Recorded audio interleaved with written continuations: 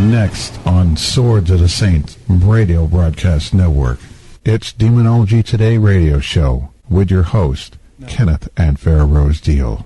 The views expressed by the guests aren't necessarily the opinion. The views expressed by the guests aren't necessarily the opinion of the Swords of the Saint Radio Network or the host of this show. Due to the mature content, listener discretion is advised.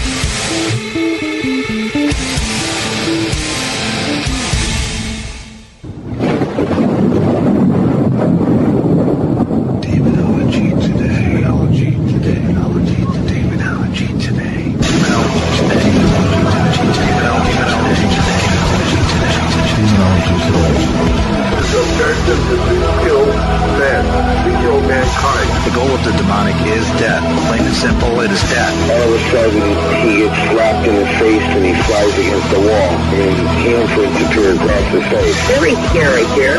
Everything about it is scary. To work in this field, our faith is very important. It was escalating to where objects started moving. This is a war that we're fighting. What you're talking about does not think in human terms. It is from another time and place. Demonology Today. Class is now in session. This is a special edition of Demonology Today Radio. Roundtable discussion.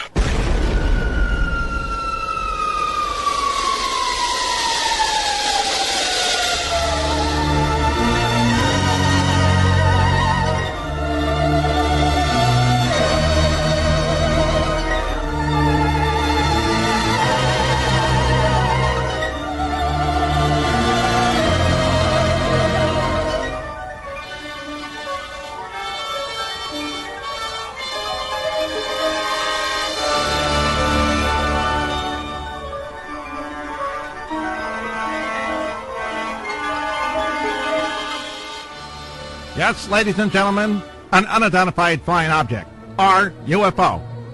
In most general definition, is any apparent anomaly in the sky that is not identifiable or known as an object or phenomenon. Culturally, UFOs are associated with a chain, with a claim of visitations by extraterrestrial life or government-related conspiracy theories or...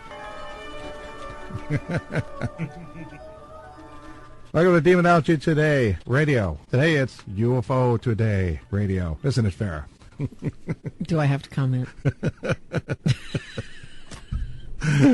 Some people are like, thinking it's Walter Winchell or something. Well, tonight, ladies and gentlemen, we have a really special treat for you.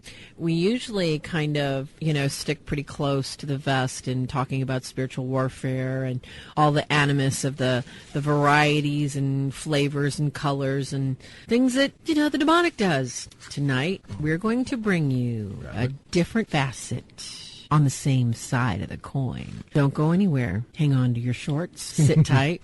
The weather's warmer. Grab some cheese and crackers like Michael Norton. We're going to pray you in and introduce our guests. All right. In the name of the Father, and the Son, and the Holy Spirit, amen. Say, Archangel, defend us in battle, be our protection against the malice and the snares of the devil. May God rebuke him, and we humbly pray, and do thou, Prince of the heavenly host, by the divine powers of God, cast into hell Satan and all the other evils who roam to the world, seeking to ruin the souls. Amen. Father, amen. Son, and the Holy Spirit, amen. Amen. Did you know that there are 7 close encounters, but some will actually add 10? I think 8th is when you're engaged and you're living in a Winnebago, and 9... 9 is when you've graduated to what? The full rig? Yes, that's when 18-wheeler? That's when, 10 is the one when you end up as a co-business owner with the UFO alien, with a corporation, and there's some out there. You've seen some of these people that look like UFO aliens that run corporations. Don't talk about my friends like that. Okay. Hey, we've got some great people tonight. I mean, very, very knowledgeable people that have studied ufology, people that have basically talked to authors, people that have witnessed. We're also, going to be talking about some of our own personal experiences tonight. Mm-hmm. And, on the panel, we're very, very, very pleased to announce Michael Norton of M16 Ministries back again. Clap, clap, clap, clap, clap, clap, clap, clap. We love Michael Norton. Mm-hmm. And we also, of course, course, have Deborah Johnson, our co-producer, co-host. Clap, clap, clap, clap. We love you, Deborah Johnson. And last but most certainly not least, I want to tell you. Stop laughing at me, Deb. It's the beginning of the show. Yeah. Wait till halftime. Last but not least. Party started. That's right. Okay. Well, and Kevin, I'm telling you, he's got good one-liners. Kevin is the go-to guy for ufology. Kevin's kind of like he's a bit of everything, aren't you, Kevin? Yeah, almost That's UFO right. and Almost, yeah. cryptozoology. How's everybody doing tonight? Good, thank you. Doing good. Great. We have our basic first 3 close encounters, and we're just going to go over them through the show. The way it happens in these roundtables and somebody's free-for-all kind of things, it doesn't necessarily stay with the script, does it, Farah? So it doesn't mean if we say we're going to talk about close encounters of a 7th kind, that it'll be in order and it'll be at the end of the show. I mean, it doesn't work that way, we find. So close encounters of the first kind all the way through 7, and they call the 4th, 5th, 6th, and 7th Hynix scale, which are extensions to the original first 3. And, of course, we can add 11, and the Winnebago one, that's the Deel scale right there that we just threw in there. Let's start with the first of the close encounters, of course, which is visual sightings of an unidentified flying object seemingly less than 500 feet away. Well, how many movies did we have with just flying saucers Way too many. coming in and shooting people? You never see what are in them because they didn't have a rubber monster suit at the time in the budget, I guess. They just had paper plates, and especially pie plates because they shimmer under the sun.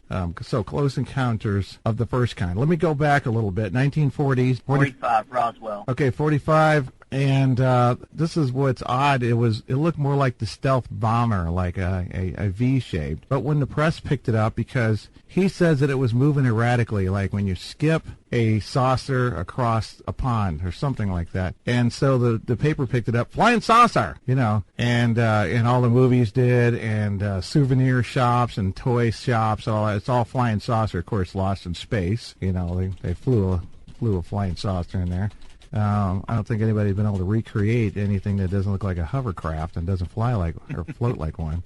But it's interesting that at the Flying V, as I said last week, it's not Rudolf Schenker's guitar from the Scorpions, the Flying V. And that's the one that we've seen some multiple sightings of on, where you can actually see a vehicle. Well, let's start with government conspiracies first off. What say you, gentlemen? Starting with we'll let Elmo have the first crack. Yeah. Do you think it's possible the government is making vehicles and they're not telling us? Oh no, we're not in your space over there. But how else are they going to test it out and not be seen? Well, the thing is, you got to keep in mind that the fine V-shaped UFOs that was being seen was actually some of the, the stealth bombers that was being tested out in Groom Lake. And a lot of people is actually seeing that taking it. Now, there is actual other sightings as well that, that actually confirms there is, like giant V-shaped vehicles out there. I think it's a 50-50 shot. Sometimes I think that we do test stuff that, we're not going to let anybody know about. Why would we? I mean, that'd be kind of stupid to say, hey, guys, guess what? We got a new weapon that can kill you all. It's kind of stupid on that part. I think they have reverse engineered a lot of technology from Roswell and other crashes like Kecksburg and a few other ones that they went in, like in Mexico. There's actually, the United States government actually went in and took a flying saucer out of there. So, to say that all of it is aliens, I don't want to say yes and I don't want to say no. Like I said, it's a 50-50 shot to me, just because of the simple fact of, yeah, we're going to go fly this stuff around, but we're not going to let anybody know. I mean, it's kind of like, hot candy from your kids or Christmas present, Yeah. Kevin? Well, I think you got a little of all of it going on, actually. I think some of it's alien. I think some of it's certainly government. And then you have other, the UAP, the unidentified aerial or anomaly phenomenon, which is not your nuts and bolts craft necessarily, but yet can be considered a UFO. More metaphysical kind, the giant orbs or the lights, some of the, different lights and stuff that don't seem to have a craft with them. So I think, I think it's, certainly that, yes, the government spends a lot of money covering up different top secret things, let's say. Do you think there's a shadow government? I think at this point everybody in the country can acknowledge that, the government has got secret things going on that we don't know about. All over the place, interests that we don't know about. Not only have stuff come out of America, but Russia as well, regarding different alien species, different crafts, different incidents, different cover-ups. And there is so much overwhelming evidence. I mean, we're talking like millions of documents. When you take all the different UFO, USO, unidentified, the alien stuff, and that's just what we know about. You have, I think they spend too much money. There's something big going on, and I also don't think that a lot of it is love and light either. Yeah. I think. Kevin must have got blown away in Deb's blizzard. Oh no! Do you hear that? Hear that windy sound? Okay, we'll move to Mike and make sure we hear from Kevin that we didn't lose him in the jet. Sounds like he's like. He might be lifting off. Oh no, they got him. Oh my gosh! Oh my gosh! You see that bright light? Oh, Deb, grab his leg! Oh no! Let's keep it together, guys. I know. We're surrounded by testosterone tonight, darling. Okay, all right. Well, Michael Norton, we were talking initially about, is it, government vehicles or that sort of thing. I don't know if you want to add your 2 cents, and then we'll go to Deb, and you can just say, I'll pass on this one. No, actually, I think the government's in possession of a book called To Serve Man. And I want to warn our listeners, I believe it's a cookbook. Oh, now, boy. I don't Talk about John Podesta. Is that the one that Lady Gaga got her picture taken at? Yeah, that's the one. I mean, there's cookbooks and there's cookbooks, but I just like, that's right. I don't know about that. I don't want to be cooked like that. No, I could probably elaborate later, but I don't believe there is a government conspiracy. I think there was a lot of presidents who would have unveiled it. Yeah. Also, like I said, I'll talk later on too. I had one of my biggest hobbies back in the 90s was debunking fake back engineering, and I have a degree in computational physics, so I can be able to elaborate on those further. Oh, cool. Why I believe this is so. Yeah, and Deb, before we go on a little further, did you have any comments on this? You feel free to put them in now. Yeah, no, I was thinking about the 1938 when Orson Welles scared the nation. Was that 38? Do you remember that? Oh, yes. Oh, so that was definitely War of the this. Worlds. That was insane in the membrane. And that's that freaked a lot of people out because it was a live radio show. Yeah, totally. Some people went out there with guns, and somebody shot a water tower or something. Remember that? With a shotgun. I'll keep the juicy stuff for later. Okay, all right, yeah, we got.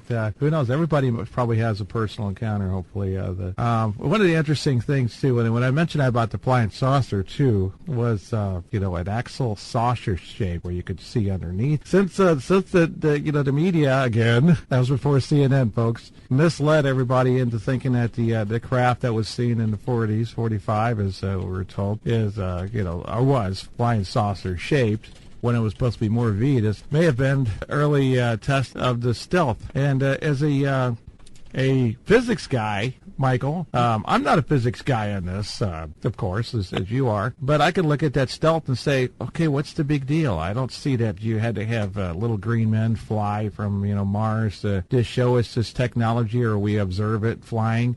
I mean, if we did observe it flying, what did they technology? Yep. It would be floating, in midair with no sound, electrostatic. It sounds like Tesla's old design on that one plane that uses the Earth's gravity. Well, they didn't. The stealth bomber doesn't fly like that. Nope. So it's not really.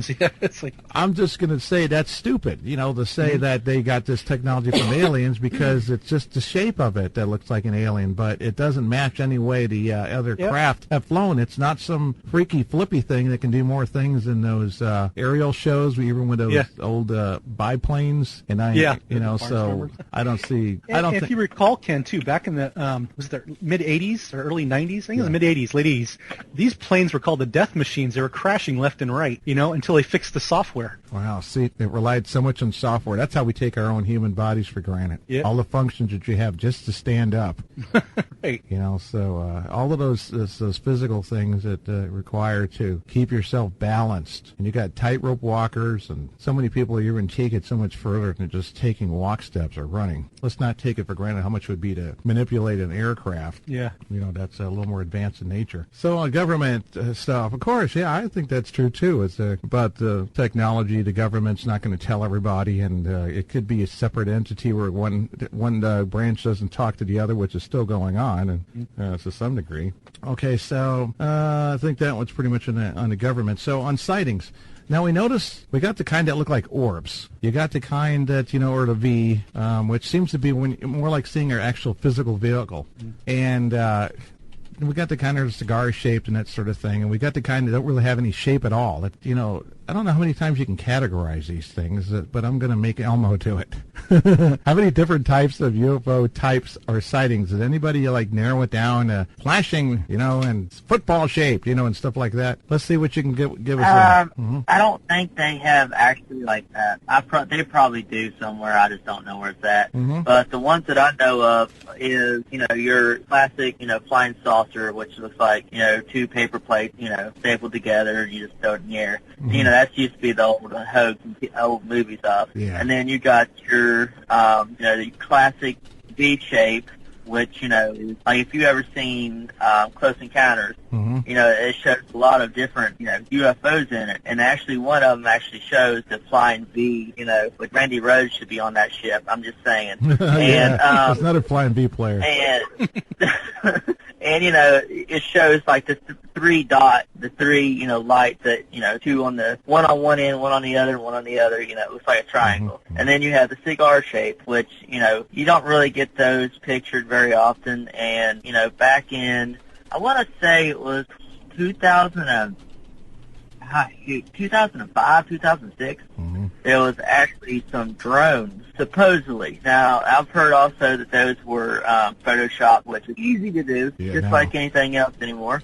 But, that's been seen too. Also, there's one odd case that, I'm getting ready to actually investigate myself, and it's an old case from the 1950s. And it's called the Flatwoods Monster, which, most people think it's cryptozoological, but in reality, it may not be that. Basically what this happened is a UFO had crashed in Flatwoods, West Virginia. So a mother and her kids went outside to see what all the hubbub was, and they see this entity. Now, I've talked to, Stanton Friedman about this many times on my old show about, this thing. Let's just call it a thing, because we don't know if it was an actual entity or if something was flying in it, but it comes out, and it's hovering. And wait, the alien's hovering? Something's hovering. We don't know if it was an alien or if it was an alien, suit or a robot. We really don't know what this thing was. I mean, it had like arms, it had a head like an ace of spades, so it was an odd-looking creature, and they saw it hovering, coming out of the woods, and just shoots off. Now, I don't know of any, creatures that can shoot off into space. I really don't know if any technology can just shoot off into space like that. But, that is the only case that I know of that actually has that kind of spacecraft with it. Obviously you have your USOs, which, basically you can categorize, the flying V out of water or, a saucer-shaped object coming out of water, stuff like that. I mean, those are the three, main things that you mostly get out of, investigations like that is, your cigar, your, blinking light in the sky, which most of the times whenever it's a blinking light in the sky, you ask them how many lights there were. They tell you if it's more than one, that's usually a commercial or, military or, emergency vehicle, which normally, you just blow that off right then and you can just debunk that right there and then and there. Now, if it's just one ball of light in the sky and it moves erratically, and I don't mean just like, when you're staring at the stars and it's just, your eyes try to adjust and it moves just a little bit. I mean, it's making, like the old planes that used to make, different signs in the sky and stuff like that. When they're starting doing that, that's when you have an interesting case on your hand. But most of the time you get the, the lights in the sky, your flying saucer or the V. Normally, you don't really hear too much about the cigar shape, but every once in a while that does pop up. Okay, Kevin, let's see what you can do to take a crack at it, even if you can do it off the top of your head. If you read and know of thousands of cases, you can maybe categorize a few of them on top of what Elmer gave us. Okay, well, first of all, just for everybody, if you type in UFO types in a Google search, a bunch of different images will come up, along with links and stuff, of course, and they'll have charts and graphs, and you can see just about every single type of shape that you can imagine or think of. And, again, everything Elmo said, and bell shapes and saucer shapes and triangle shapes and, now, when I was with MUFON, which is, for those who don't know, the Mutual UFO Database, or the Mutual UFO Network, sorry. Okay. We had, if we had a report come in, you would be surprised how many questions you could ask somebody about what kind of UFO they saw. I mean, did it change direction? Did it turn abruptly? Did it fall like a leaf? Did it change shape? Did it cast a shadow? Did it reflect light? Did it leave a trail? Did it disintegrate? Did it hover? I mean, you could go on and on and on. And there are so many different types and variations. I mean, it's really there are so many different types and kinds of reports over the years that almost anything the mind can make up, there's probably a report out there. I mean, whether or not that's even more curious that there's so many different variations. I mean, if someone had that, aliens from the planet beyond Alpha Centauri, called Rokar. How about Roku? Yeah, that sounds even better. And, they're all flying different spacecraft and so many varieties that you're wondering how many Army and Navy, factories they have producing different models. Maybe that's, maybe it's the family car. Like I got the Pontiac, and the Buick and Dodge van and all that kind of stuff, but those things vary much in shape and experiences and flight and all that stuff. Hey, I got the latest in Martian technology. This one can do a Z. This one can go invisible. This one blinks on and off, and its visibility totally disappears. It cloaks, every 10 seconds. Or something like that. It gets more and more foggy as we go on, doesn't it, Farah? Yeah. Anything to add to that, Mr. Michael Norton? Wow. No, just all the UFOs I kind of looked into are ones that either had some sort of human intervention or human touch to them. And I kind of lean towards like the Nazi UFOs. Remember, you ever see those? But there was a lot of conspiracy theory on that, too, about the bell-shaped dome and what was supposed to be used for. And leaning on the physics side, I do know where it doesn't fit is that bell-shaped dome was actually used to enrich uranium when the Nazis were doing research. And somehow that technology leaned over into the UFO lore as being the Bell propulsion system for the UFO. Yeah. So it's just. I mean, I look at the human factor, try to collect the data, what's tangible. God's powerful. He could have built a whole universe of more people. We don't know. But at this point, I never see anything that's tangible. It actually proves that UFOs exist. That's an analytical mind, that we're dealing. You're using it on this same thing because we have to solve problems, mental. Yeah. Well, even with the quote abductees I worked with in counseling, they had all these implants, yet they couldn't prove anything was there. They go, oh, look at the scar here. They inserted this. There was no scar. But that's going to be fun to talk about that later. I got some, questions. Okay, I'll hold off on that then. But there was just never any tangible evidence. It was just a story behind it. The good news for Deb is that I think this is since I think everybody's encounters weren't of the third kind. I think that this one would be suitable. Okay, Deb, I'm going to start with you. We're going on to our encounters, correct? Yes, And do you have more than one? Well, I had one. Okay. One's all I need is. That's enough. All right, okay. That's true. Okay, I had told the story before, but for those who are new and listening, back in the 80s, I went outside, and it was dark out, and all of a sudden, I seen this UFO. It had to be, because I couldn't, it was, I couldn't identify it. So I called the police, and they said, we already know, ma'am, we see it, there's nothing we can do about it. It was huge, it was round, it had many lights on it. It was the size of a city, say New York City. If you know anything about New York City, you know the size. And it was just hovering over the house. And it was silent. You could see the lights going around and, flashing and everything. you didn't hear it What at color? all. What color lights? So I ran in the house to call my family outside, so they all came outside. They witnessed it.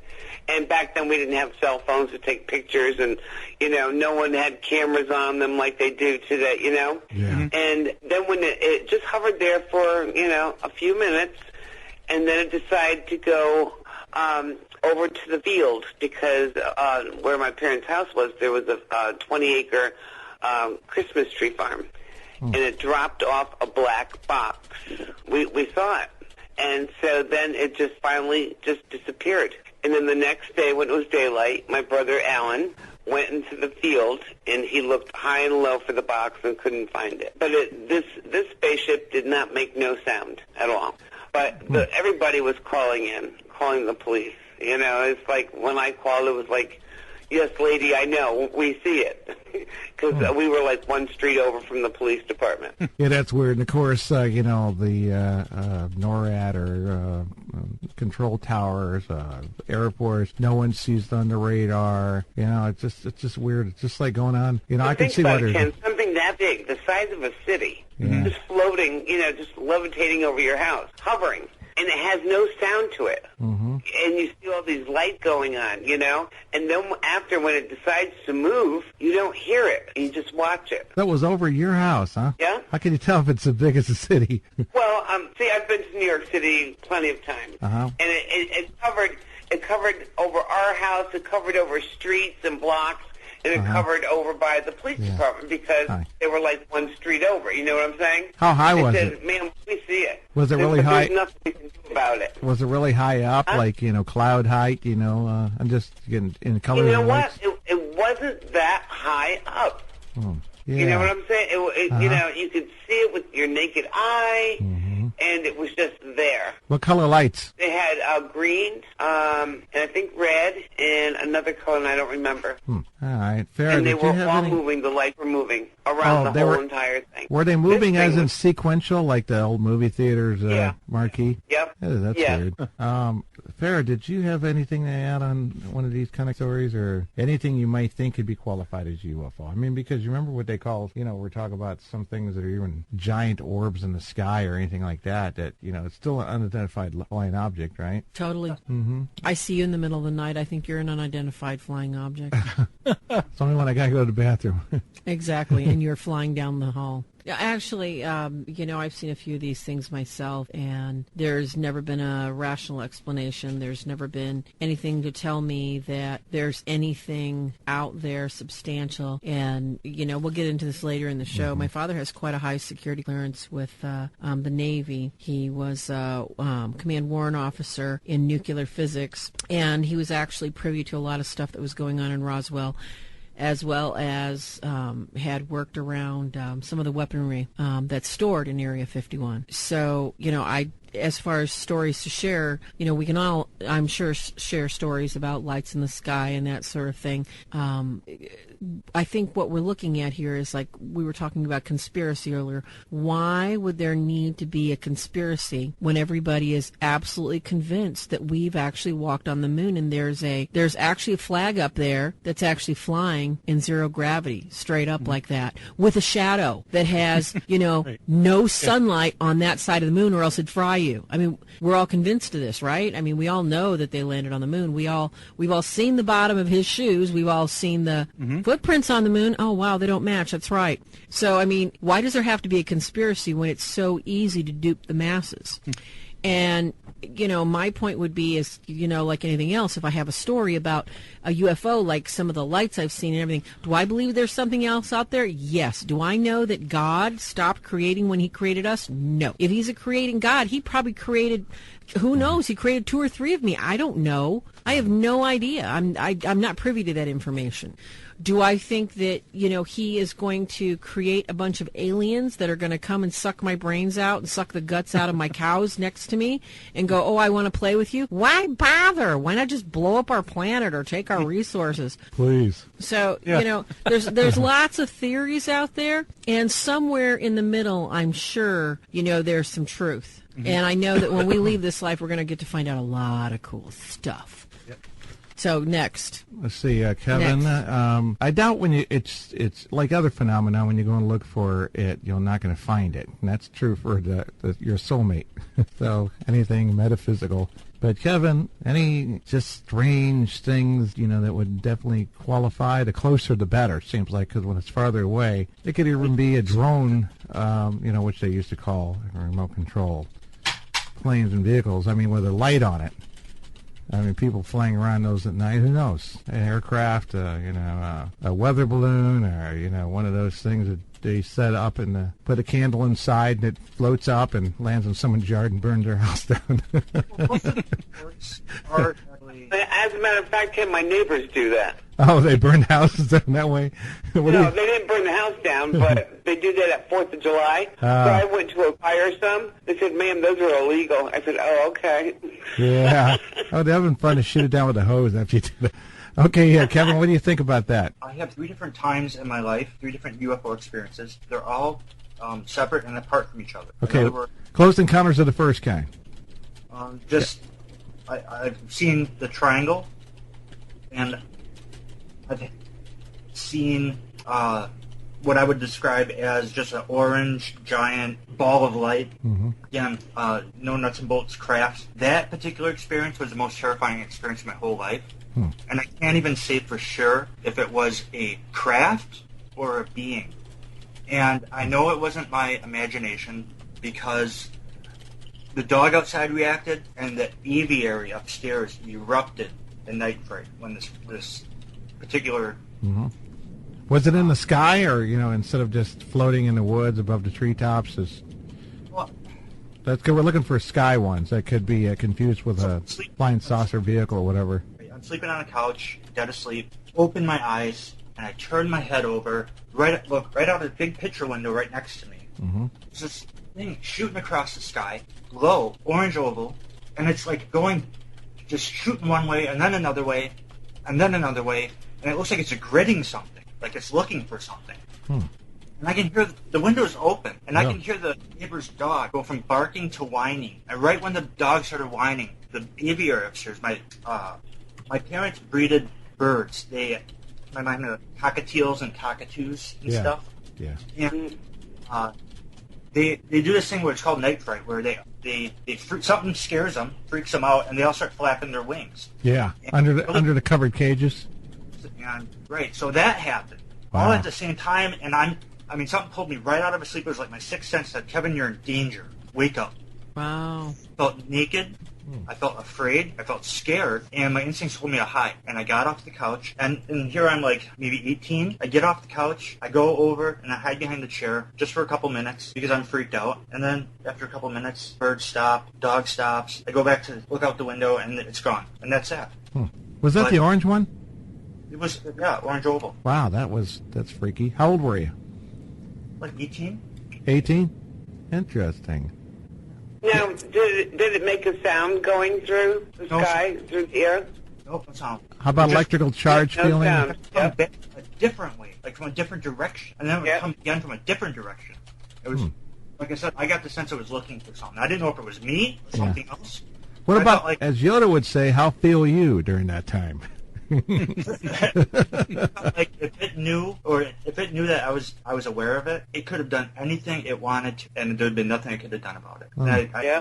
And when I woke up out of the sleep, it was before the dog started, before the birds freaked, but they all freaked out right as it happened, and that tells me it wasn't something in my imagination. It wasn't a dream. It was a real experience that affected other beings in my proximity. In your physical. Yes, exactly. And the dog's making that howling sound, going from barking to howling. Dogs aren't scared of flying vehicles, aircraft, cars. They run right up to your tires and try to bite them. And if they start to howl, either their master died or they're in the presence of something unholy. Let's see. So, Michael Norton, have you experienced any unidentified flying objects in the sky? No, I kind of wish I did because I was always interested in space travel and stuff. Yeah. You know, why does it avoid me? It's like, wow, you know, but I haven't. Did you ever read like those cool books about, you know, quantum physics and strand theory, you know, the string theory about folding space? I loved that stuff. Yep. I love that stuff. And that's what got me into the computer side of physics was, you know, I wanted to do the space warping and stuff. Yeah, exactly. Time travel. I wanted to like warp my house so I could like, you know, walk somewhere and like go eat food that my mother couldn't see and be like, you know, all the work would be done by somebody else but me. Uh-huh. Yeah, like, I have this joke. If we ever find a spaceship, we're going to steal it and head for Federation space. You know, Federation space. Cloak your warp signature and head for Federation space. That's how you do it. Only back when Captain Kirk was still, you know, on the Starship Enterprise. I know, with the bald guy. Anyhow, yeah, so I never have those. I don't, you know, I always wish I did, but it's just, you know, I kept looking at evidence and the physics of it, and it would never add up. Mm-hmm. You know, this is my mother's encounter.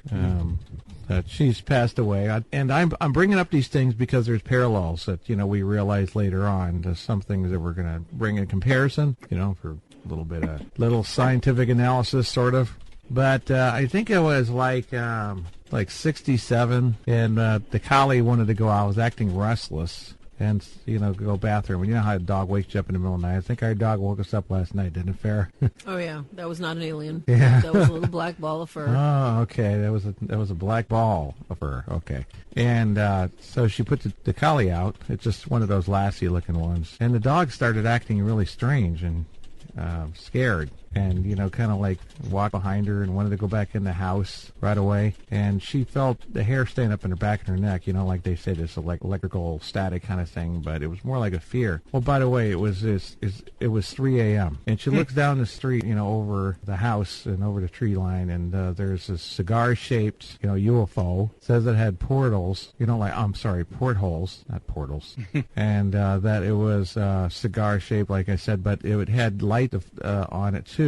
But they were copper and they were dull lights. They weren't colorful. Yeah. And it was over a person down the street's house who, and it was close too. It wasn't like way in the sky. Mm-hmm. It was like kind of like the way Deb described it. But there wasn't anybody else. She asked people around the neighborhood. Nobody else seen it. I don't think anybody was out at 3 a.m. But your mother saw it was just hovering, right? Yeah, it was just hovering. It was just like still, like it's anchored. Yep. Instead of moving around, like, you know, it's got to, like, remember how these the quadcopters, the way there's always this correctional, even bees do that. They always have to have kind of a correction movement or something. They don't stay exactly still. Yeah, so yours was pretty still too, right? It was just like staying there, and it wasn't like slowly moving, any detection of speed. No, it just stayed there and it was hovering. Yeah. And that's what this one. No sound. How big? No sound at all. She said it was really big, but I don't know if she could scale it like you did. And, you know, something like that. Either that or I don't remember. But I've heard the story several times. She drew it once. What's that? It covered our block. Yeah. Okay? It did seem to be centered over. The police department, and it covered the police department. Went all the way down to the police department, which was how many blocks away? 1 block away. Wow, okay. Yeah, I don't know if this one was that big, but it did seem to be centered over, like you said, that one was centered over your house. This one was centered over a neighbor's house. And not making a sound. How could something that big just hover and you don't even hear it? Yeah. And it's not that, you know, I mean, you can look up right at it, you know? That amazes me. Yeah, there's no sound, just like you said, no sound whatsoever. But the hair was standing up in the back of her neck when she saw it, you know, and so what else to add on that is that was pretty much the end of it. But there was something significant about the house, I guess, is that lady was dabbling in witchcraft of all things, and she believed she had a Native American. That's where the Osage Indians were in Florissant, Missouri. She believed that she had an Indian spirit around her house because things were being moved, and she'd find them in different places, pots and pans and stuff. And my sisters actually went over there to play with a Ouija board once. You know, this is when we were very young, so and I had an experience where it moved by itself. Like, remember that, Deb? Yeah, you know, that kind of thing. Yeah. Relevant or not, we will soon see. So I think the Close Encounters of the First Kind we get so many variances, and this is what I kind of found too. But I think it is. I think anything that's unidentified is just a classification of unidentified object. Why would it necessarily be extraterrestrial or alien in origin when it can be anything? Remember, they always said weather balloon, and we always felt like, yeah. That's like a stupid thing. Or gas. That's a good one. Remember, they say when babies smile, it's gas too. So like one of the most intriguing, compelling evidence is it's hard to decide one way or the other. Is that incident took place was in England. I don't know if it was the Air Force or the Royal Air Force that were chasing that UFO back in the 80s. Oh, yeah, the Royal Air Force. That does sound familiar. Yeah. We just watched a little bit of it. They were chasing it really a long distance, too, weren't they? Yeah. Yep. Did we just see something like that, Farah, that was on that documentary? They were chasing a bunch of... cops were chasing that one. Yeah, that was the cops chasing this thing in the sky. They oh, my gosh, I can't believe it. It's like, we already done 50 minutes of the show. It's done first and second. I told you guys. We're going to be done with it, and it'll be the end of the show. It's like, oh, we didn't have time to get into the... We'll just have to skim right along, won't we, and then go to the fun. But we got 5-10 minutes left before we go into our break, so we'll wrap this half of it up, and then the second half we'll just totally devote to the encounters of aliens rather than these spacecraft or whatever. So and the funny thing was what you said. One of you gentlemen said about when they tape paper plates and these things together, and that's what kind of followed after that. And some of those ones they keep putting on when you watch documentaries, they keep posting this one that looks like it has these 3 half balls underneath it or something, a flying saucer, and they're at an angle too, which they would be when they're coming back down when you throw them up like a frisbee. And just because I don't see it's photoshopped or they didn't do what they used to do, they double expose stuff in the old days. Remember, to get ghost photos and all that. So I mean, it must be really hard now for them. The guys get a little better. Like at forging or making, trying to duplicate the currency, you have technology to assist you so much more than you did before. I don't trust photos of, supposed supernatural nature. Yeah. I mean, that's why, Ken, you can't beat a good Polaroid. That's right. Yeah, and true. It was a Polaroid camera. That was probably the only thing you might have had around then, Deb. The pop-out type and the kind you pull. That's what Ed and Lorraine used to use a lot, right? Back in your time, in case they did. Yeah. And they believed it because you pull it off of there. We used Polaroids. Mm-hmm. Yeah. You can rely on analog tape and all that, the whole 9 yards. Yeah. And they, in Betamaxes in 1977, I think it was, were over $1,000 for a Betamax, which is not even the same time. Technology is very expensive back then. We're going to do another show sometime in the future on cryptozoology type things because there's some funny stuff too. Remember the guy with the Bigfoot shoes that he put on and he walked through the forest and stuff like that? Yeah. So we can expect fraud to be committed in this. And so just to mix it up in the screw the phenomenon, or the Loch Ness Monster, where that was a prop. So I think that kind of goes over pretty much of what we're talking about. But the animals acting, they don't act all calm. That it's cowering, it's whimpering, it's fear. So the second encounter's reaction, like in Close Encounters, they showed toys moving around the house and activated as though the switch had been turned on, or the drained batteries have suddenly been revived, and the Close Encounters of the Third Kind, the stove, the coils were getting really hot, kind of in a flashy moment, and screws were, screwing themselves out backwards out of the grill, in the floor of the vent. Remember, they snatched the boys, certainly, shortly after that.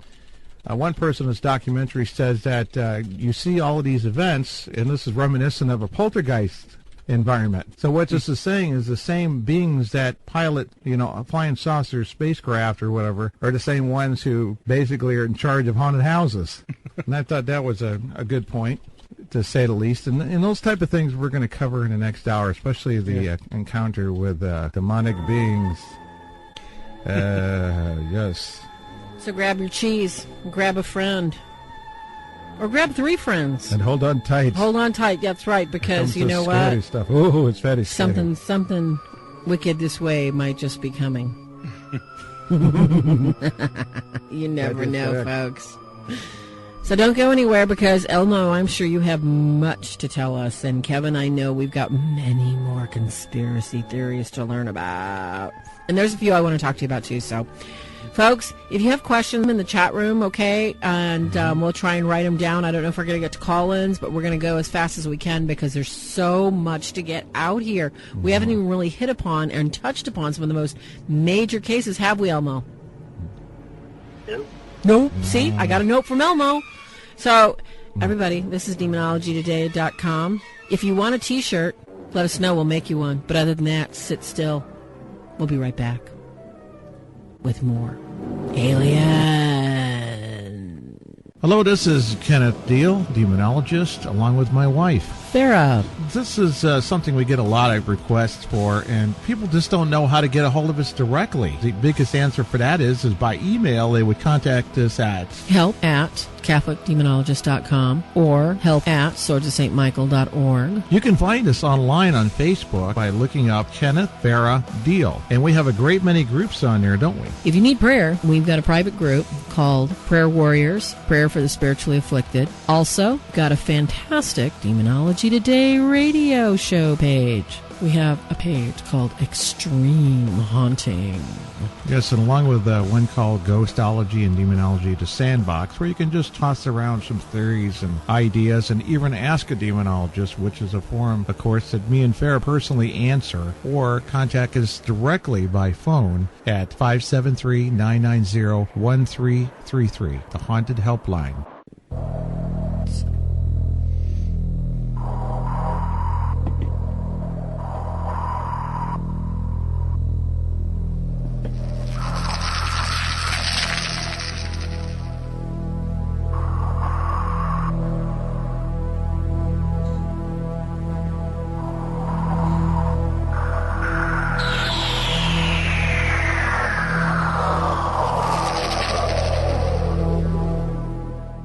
This is Kenneth Deel along with my wife, Farah Rose Deel, and we're going to talk to you real quick about our books. We have 5 books available right now and 1 on deck. The books are the Catholic Demonologist Handbook along with the Workbook and Study Guide, and the Christian Demonologist Handbook along with the Workbook and Study Guide, and that's for all denominations. While we also have the Haunting Self-Help Guidebook. Any and all of these books are going to help direct you to not just the natural causes, prevention, prayers to assist you, to keep you and your family protected. Yes, real solutions done by real people in the field. And we're sharing our knowledge and information to help you help yourself, or help a friend or a client if you're in the field yourself. www.swordsofstmichael.org or www.CatholicDemonologist.com. You can buy the books direct and get them personally signed.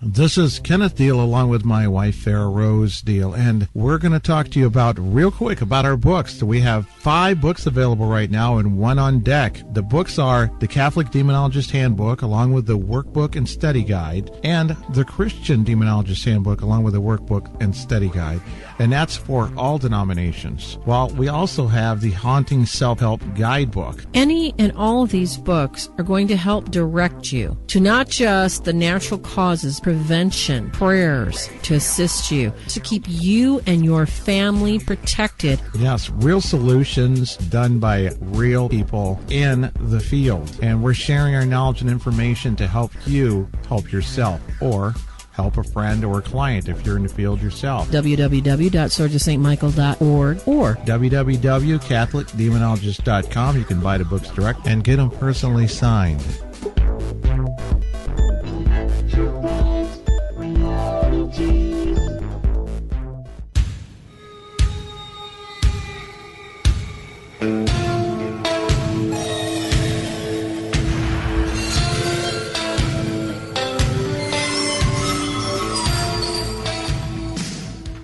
We are back to this special edition of Roundtable. People of Earth, hear me. Anybody remember that one with the aliens, animated by Tim Burton? That's what it was like watching Hillary. That was like watching Hillary Clinton speak. But thank goodness we don't have to deal with that. For now, she's running in 2020, so get your ray guns ready.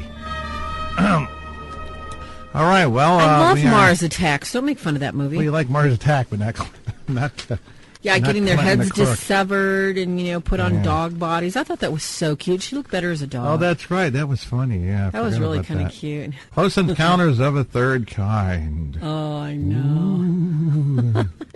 This is the interesting thing, too. So first you have a distant vehicle, and now you have, they connect the two as though it landed. In some cases, they did. Right, gentlemen? Starting with initial comments around the table on the Close Encounters, and that's where the alien emerges. So, Kevin, we're just talking. We're going to begin with the Close Encounter. That's when the little green men come out of the spacecraft. Or not necessarily. There was even a Star Trek The Next Generation episode about, some of the crew members being snatched out of their beds and experiencing these, thoughts that only came out through regression, of being on a table. Such a cool movie. Remember that? Close Encounters of the Fourth Kind? Oh, my gosh. Third Kind. No, Third Kind was where he built that really cool potato mountain. How many people wanted to build that cool potato mountain in their front room? Oh, my gosh. With gravy? Oh, my gosh. You could just get up in the morning and have potatoes for breakfast? I'm sorry, but come on. Elmo, didn't you love that? Mm-hmm. Oh, yeah. I've been trying to do that for years now. You're kidding? And your wife won't let you? Oh, no. He means because the weight of the potatoes causes it to collapse. I mean, I'm fat. I mean, come on. No, you aren't. You're working on the pavement. That's going to cook it out of you. Mm-hmm. But the phenomenon, one of the cases was these, someone sees some light in the offset. You can talk about that one that they did the case Fire in the Sky, and they fluffed it up, of course. Mm-hmm. One of this, the farmer comes out with a shotgun, and his family sees all this, and he goes to the fence, and he sees these two beings, and they describe them as hairy, with yellowish eyes, kind of glowing, and really long arms. And they started aggressively coming at him, and he just shot some warning shots across the bow, so to speak, initially, and then shot at them eventually. They ran off, but I think the description of hair is kind of an uncommon one. They're usually like bald, but it did have the big eyes and little nose and little mouth and that kind of thing. And interesting about this case is when the family caught up with him, they came outside because they, it's always stay inside, youngins. I'm going to kick some alien butt, And, Ken, those are called Wookiees. So they came to him, and then by the time the authorities got there, because they called the authorities, the police came over, that he was acting, like an animal. He was growling, and he even attacked the dog at some point. First, the dog was barking at him. In other words, it's like the dog didn't know who he was, and then he attacks the dog. So, I guess UFO aliens aren't very friendly people, are they, Farah? Well... Are we talking about aliens from, let's see, Venezuela? Are we talking about aliens from Greece? Are we talking about aliens from Iceland? What kind of aliens are we talking about, honey? Are we talking about... Muslims. Are we talking about the aliens at the foot of the bed? You're right. There's a lot of them. Okay, all right. All right, Elmo? Elmo, you better take it away from me. All right, girl. Give that back to me now. I got it. Thank you, sweetie. Hit us. All right. So we normally have the typical cases of, little gray men coming in, abducting us. Mm-hmm. I'm going to blow your mind a little bit. Please. Let's go back to 1967. Okay. In Parkersburg, West Virginia. Now, this is about an hour away from, what everybody would know as Point Pleasant, West Virginia. Along with the Mothman. Oh, I loved Mothman. Don't you tell me you love the movie or I'll hang up right now. No, the movie was not accurate. No, the movie was cute, but it was whatever. Chapstick. Yeah, because the movie was just a myth. I mean, it took a few things out of the reality and just made it into this Hollywood Bambi show. Yeah, how did Commander Data end up in that movie? I know, it was just... I can poop out better things than that. Okay, kid. Yeah. Yeah, exactly. Okay, anyway. Go on with our cute little baby grays and whatever else people are seeing.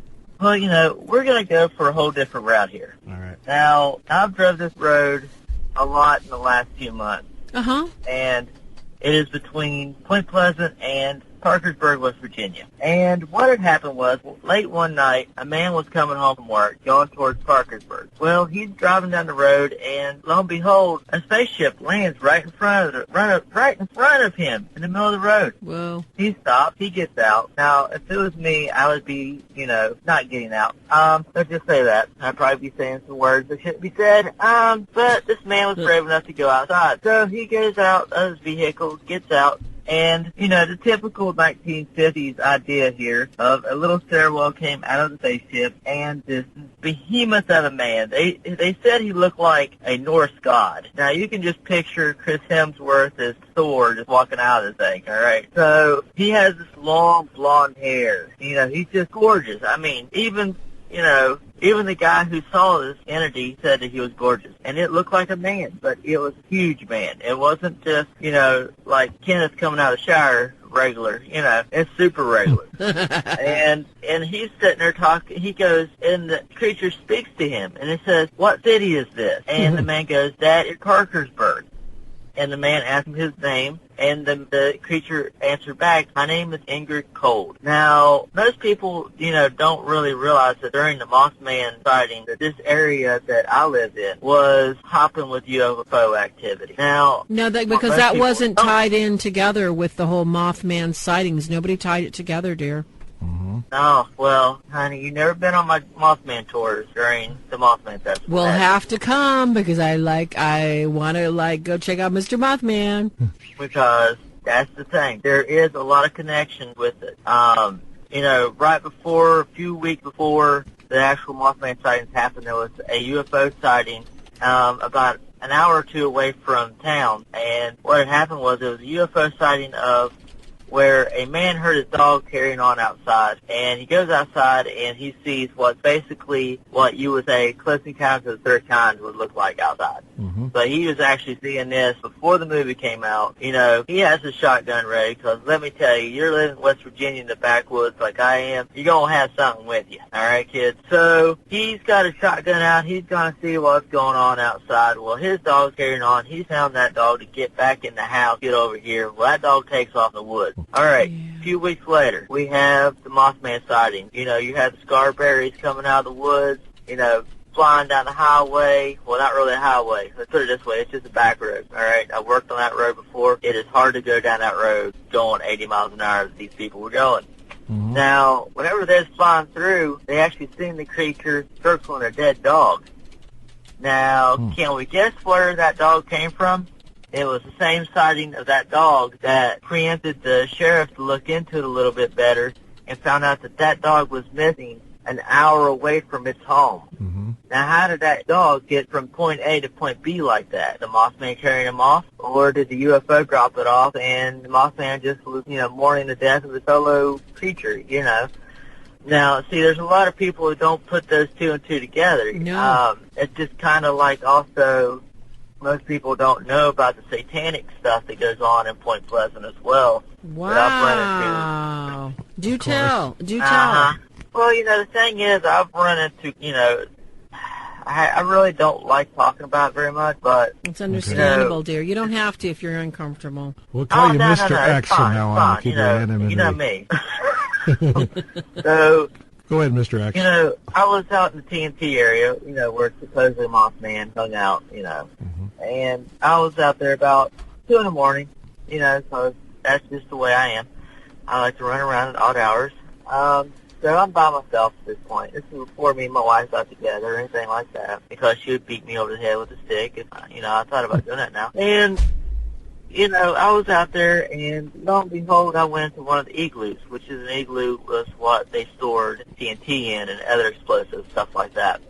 So I was walking, and I heard some chants, and lo and behold, they had a sacrifice. Yeah. And lo and behold, I hightailed it out of there, got cell phone service, called 911, and went back out there with the police, and the sacrifice was there, and they were not. So there is satanic, rituals that still go on today. Every once in a while, you'll find a dead cat or some kind of dead animal up there. But mostly it's just people, It's one of those things like you wouldn't think that UFOs and Mothman and satanic stuff would all mix in, but there is a lot of different, instances where one is the same, if you know what I mean. Like sometimes, like if you hear some stories about the Men in Black, they smell like sulfur, rotten eggs, stuff like that. Which, some, possession cases, you smell sulfur, all that. Also, Bigfoot cases, you'll smell sulfur and stuff like that. Yeah. So it's all connected. It's kind of like the circle of life, you can just say, but in a bigger scale and scarier scale. Mm-hmm.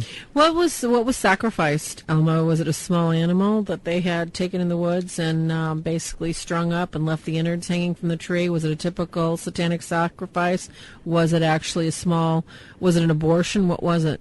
It was, from what I could tell, because I didn't go back in there, but it looked like it was a large dog. Oh, my gosh. But they had it actually on the floor, cutting it open whenever I walked in. Mm-hmm. Now, I could tell these people weren't deer hunters because the way they did it wasn't done correctly to gut anything like that. So I could tell that, they were trying to be something that they were not. You know what I mean? It's kind of like, people trying to be cool, but they didn't. So in other words, they probably even weren't right. really good Satanists, because Satanists are usually pretty clean. They were probably just amateur witch butts. Mm-hmm. Exactly. Ugh, that makes me so mad. Yeah, and they loved, these animals that make a lot of painful noises, pigs and cats and like dogs. That's one of the things. It must have been dead before I got there. Mm-hmm. Because it did not, it didn't make a sound whenever I walked up on it. I just heard chants and, and them trying to be something. You could really tell that it was just them trying to be something that they were not. You know what I mean? Yeah, something that kind of fits this too, and the third encounters is the same on the first, that they everybody pretty much figured out over the years that these aren't from outer space, they're interdimensional, that there isn't any, if they analyze all the cases side by side and everything like that. And so then we get another parallel there, and then it's sort of like what's if you want to keep an open mind on it, that it's difficult to, start comparing these things and not going off on a supernatural tangent. Like even Bigfoot has, the sulfur smell that a person might experience too.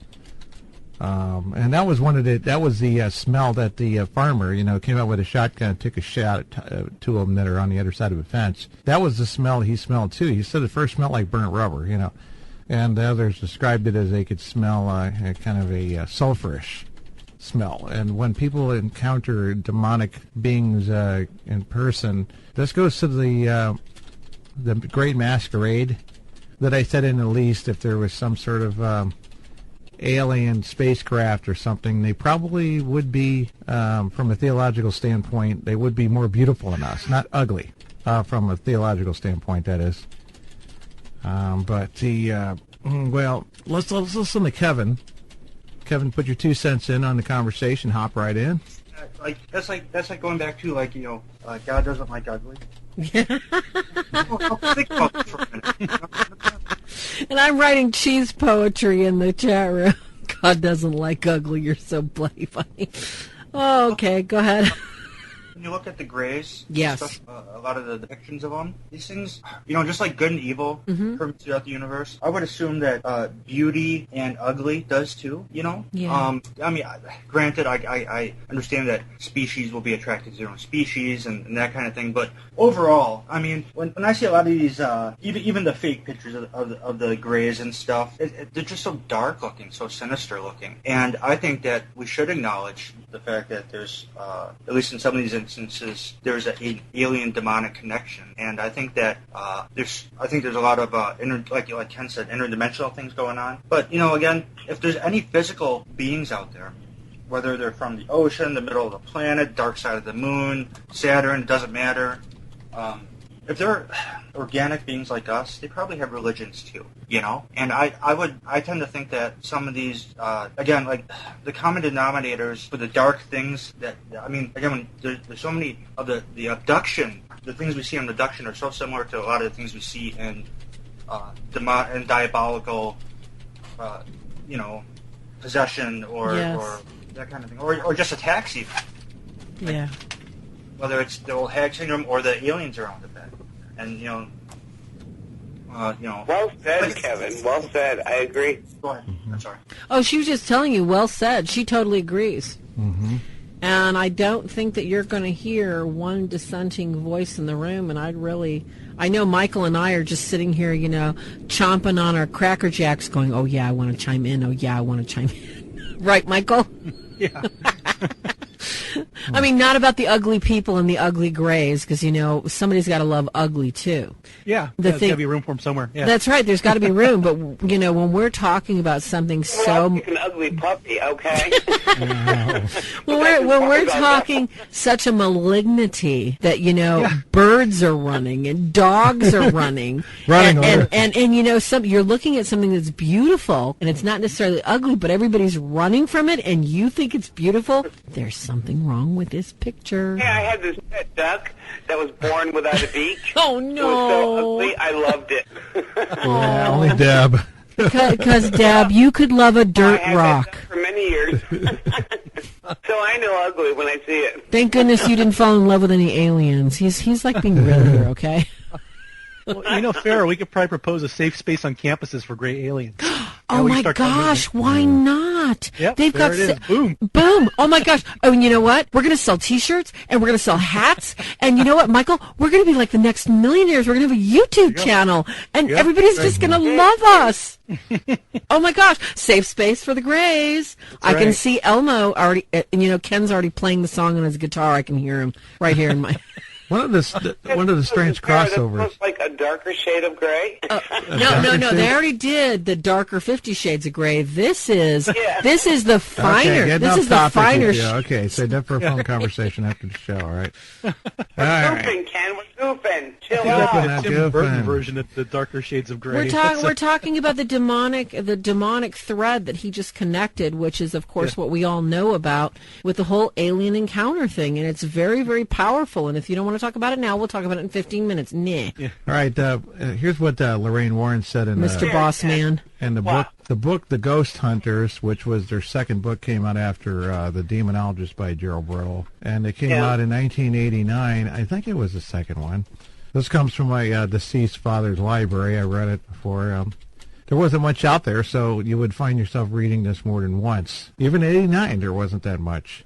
And here's what she said. There's a section in there about Bigfoot. We're not going to get into the Bigfoot part of it, but they were talking about Bigfoot, and then Ed says they're called tolpas, physical manifestations that are in fact projections of the mind. They are creatures of black magic as practiced throughout the world, but most notably by the monks in Tibet, the abominable snowman and that sort of thing, I guess. I don't know. But anyway, and it's my belief that Bigfoot is a tulpa, a mind projection. So is the Loch Ness Monster and so many other now you see it, now you don't creatures, which is what UFO aliens are, the way they can just disappear.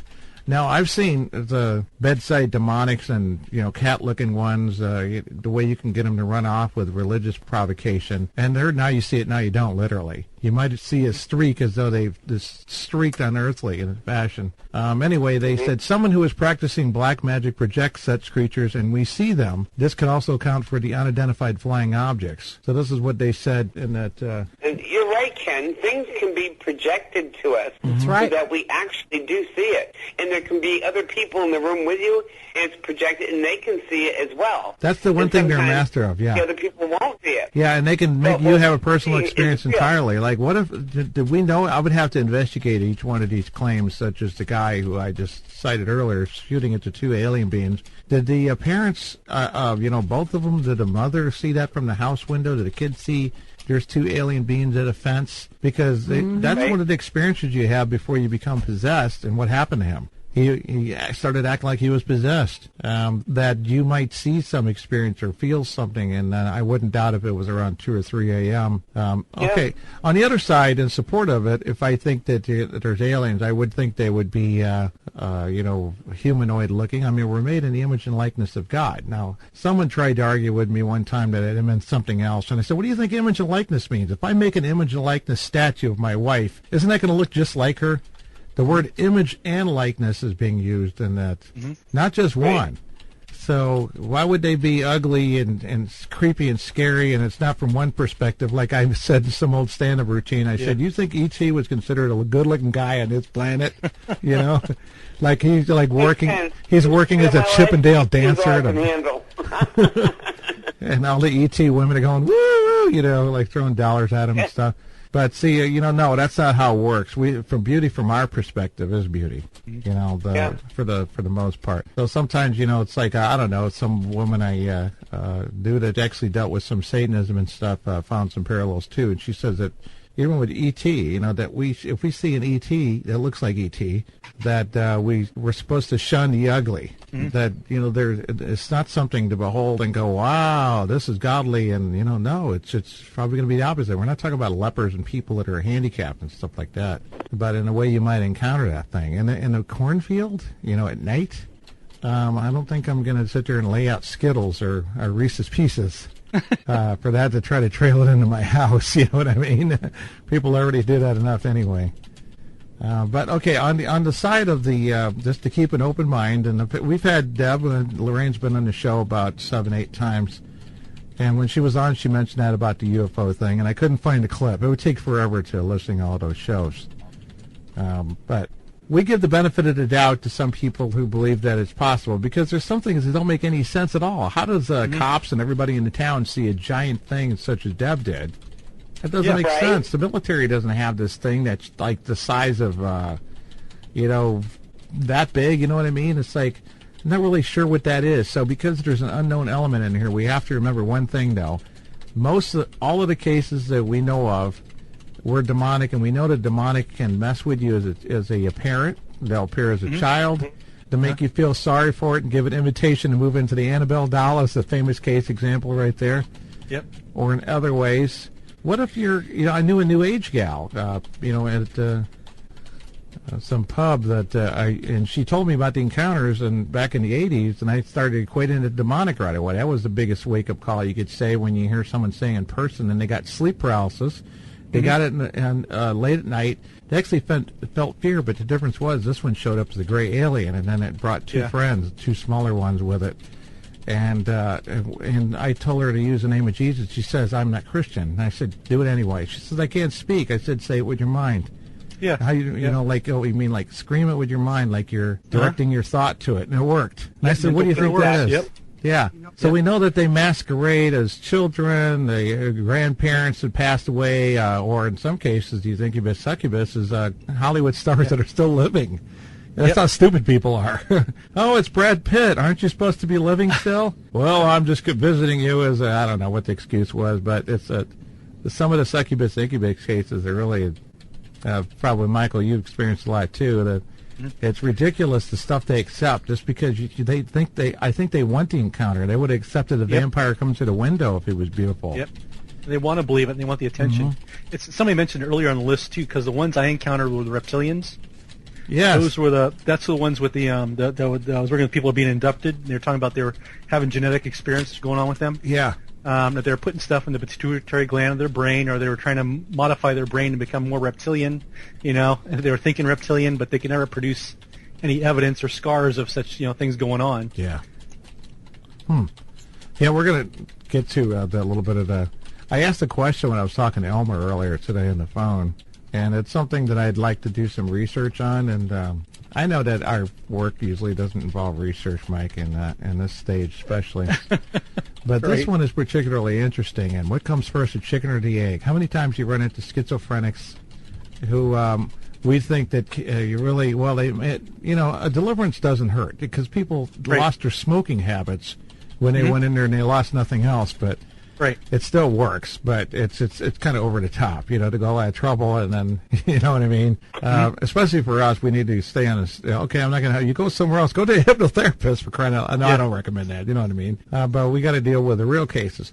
When you encounter people that you might consider that might be oppressed or possessed, or schizophrenic because some of the things aren't there. We know one of the big differences is that they have delusions that are common to something that doesn't sound demonic in nature. You know, like when they say, "Oh yeah, it took a chunk of plaster out of my wall and it painted over it the next day." Yeah, that's a nice demon. Thank you, you. I realize you got mad and you knocked a chunk of plaster out. Thank you for trying to cover it up. You know, I mean, but they do this UFO alien thing, too. There's an alien implant in my foot, in the toe, Illuminati, Freemasons, blah, blah, blah. Well, I'm starting to wonder, because I know how there's satanic traps and that, and, you know, other dark forces or whatever, you know, Rosicrucians or whatever, and that just walking across a site or talking about a specific Satanist, if some people can be affected just by talking about the person bad. They have, like, demonic agents that try to stop you from, you know, discussing, maybe even Pizzagate, this pedophile thing that's going on with these celebrities and, you know, who knows? Yeah, what brought these people to me was like they were Christians, but they were really heavily tainted with New Age stuff, you know, like Unitarian stuff and UFOs. Yeah. But the one common thread was they were always in pain. Their implants were generating pain in them, which is kind of odd. You know, why would an alien come and, you know, it wasn't controlling anything. It was just constantly generating pain and neural things. Yeah. And the more we got down to it, I mean, I can know right away if it was demonic, you know, because we've been around it enough. Nope, it's not a demon. That's true. So we'd spend some time with them, like maybe a couple sessions over a period of weeks. And what I do is, since I'm used to working with either schizophrenic or dissociations, I knew ways to make the parts that talk to me at their own level. And, you know, I'd ask them, like, okay, who feels they have to be tortured now? And all of a sudden a part will blurt out, you know, help me, or it's me. And the person will go, oh, we don't talk to demons, don't let that thing talk. I go, I hate to tell you, that's a fractured part. Inside you, it's generating pain for some reason that feels it has to be punished. You know, they don't want to come back after that. They want to have their UFO story. So is it possible, you know, and everybody else feel free to answer too, you know, in your opinions.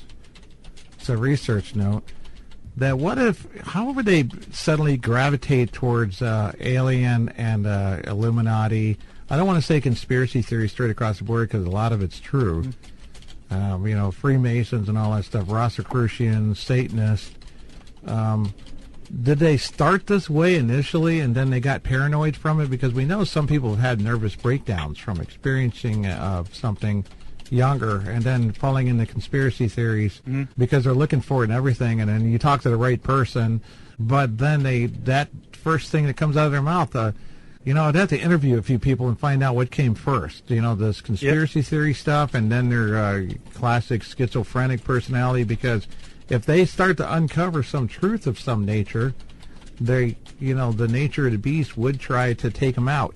And the best way to do it is to make them look crazy by, you know, possessing them with a dumb spirit of some sort. Like, you know, whenever you uncover a satanic conspiracy, a true one, that could do harm to them or something, we know of that. But I just think it's strange. Why do they all gravitate? Just like every one of them. Farah, does this sound like every one of them seems to gravitate towards Freemasons, Rosicrucians, and all that stuff when they're schizophrenic? Did you notice that? You know, I mean, how many cases you had in the past, Farah, like that with the... I've been talking to a couple of people in the chat room, and I just want to throw out some common denominators here, and I'd love to hear some people's opinions. From, you know, for whatever we all have experiences, and I speak from my experience, and I don't speak for anybody else on the panel, and I do believe that if God created us, He's created other beings out there. Are they these interesting gray aliens that everybody's seeing? I don't believe so. I could be wrong. I believe that if God is going to create us, that we have a desire to love Him and love others, He's going to create an alien species that desires to love us, not one that wants to take our body parts, one that wants to play with our sex organs, ones that want to plant things behind our head and underneath our toes. Right. Yep.